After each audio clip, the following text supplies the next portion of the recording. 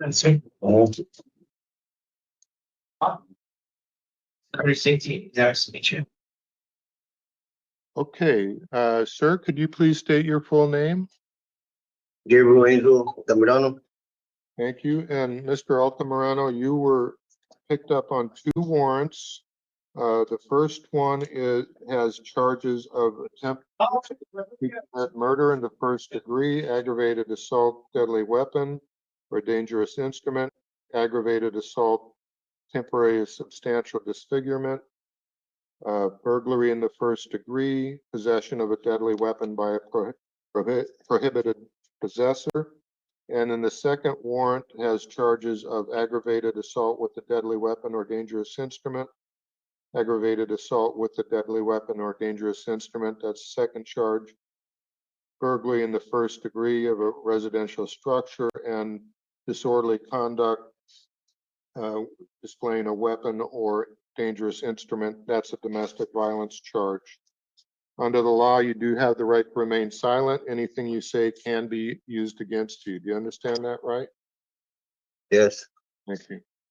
All right. In this case, the county has asked on the first warrant for a $1 million bond, and then in the second warrant for a $500,000 bond. Would defense counsel like to be heard? Judge, I would ask for a more reasonable concurrent bonds as to both matters. I would like to note that Gabriel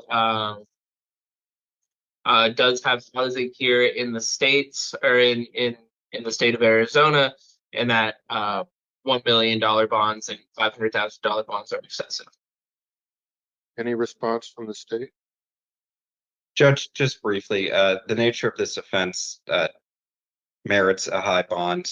In this case, the defendant has the warrant from the domestic violence case. While fleeing from that case, he ambushed a deputy, shooting him in the leg. He had made previous comments to the domestic violence victim that he was going to shoot officers, and he does have a violent criminal history, including a 2016 case for aggravated assault. So based on that, we would ask for the requested bonds. All right, thank you. Okay, for the first warrant, I am going to set bond at $1 million. If bond is posted, he'll be supervised by pretrial services. He's not to possess firearms or weapons, and he's to surrender any firearms.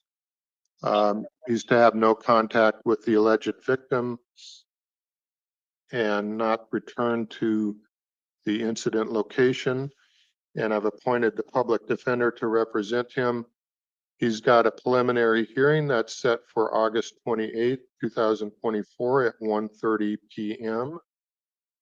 And Mr. Altamirano, if you should happen to post that bond, you do need to be present at that next hearing. If you're not present, a warrant could issue for your arrest. That's good for that one, right? Okay. Judge, did you put a $1 million bond as to both matters? No, for the first matter, I'll get to the second matter in just a moment. Excuse me. No problem.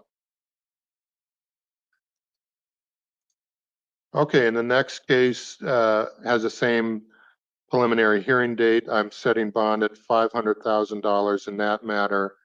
The release conditions are not to possess or consume alcohol or illegal drugs, no acts of domestic violence, again, not to possess firearms or ammunition, surrender any firearms, and not to contact the alleged victims or return to